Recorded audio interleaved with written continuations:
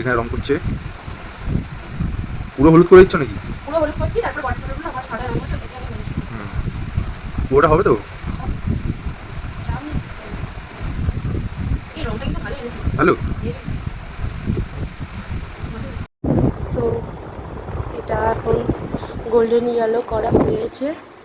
এই পুরো জগন্নাথ দেবের ভাবনাটাই আমার, মানে কীরকমভাবে কী ডিজাইন করব না করব পুরোটাই আমি ভেবে ভেবে করেছি। যেমন জগন্নাথ দেবের, মানে জগন্নাথ দেব তো নারায়ণীর আরেকটা রূপ, নারায়ণী। তো চারটে হাতে চারটে যেমন অস্ত্র থাকে, শঙ্খ, এইদিকে হচ্ছে চক্র, এইদিকে হচ্ছে গদা, আর ফ্রন্টে হচ্ছে পদ্ম। এটা রেখেছি, রেখে কলকা ডিজাইন করেছি। আর এটা আমার হাতে বানানো পতাকা। আর ভেতরে আমি কিছু ডিজাইন তেমন করতে পারিনি, সিম্পলের ওপর রেখেছি আলপনাটা, কারণ ভেতরে ডিজাইন করাটা খুবই একটু প্রবলেমেটিক হয়ে যাচ্ছিলো। তো ফুল লুক রথের আমার এটা, মানে আমার মেয়ের রথ চালানো চলছে, একটু পর আমরা রথ নিয়ে বেরোবো।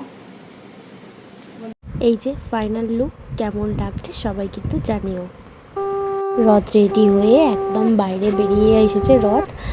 মিহু ভীষণ এক্সাইটেড, কারণ এই ফার্স্টবার মিহু বাইরে বেরিয়ে রথ টানলো, কারণ আগের বারে বৃষ্টির কারণে ও ছাদেতেই ছিল, তখন তেমন হাঁটতেও পারতো না।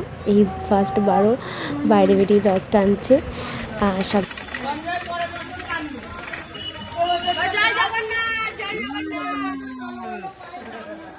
এই যে একাই রথ টানবে, কাউকে দেবতা হাতিয়ে দেবে না। মানে রাস্তায় যে কেউ এসে রশ্মিটা ধরে টানার চেষ্টা করছে, তো ও কেঁদে ভাসিয়ে দিচ্ছে।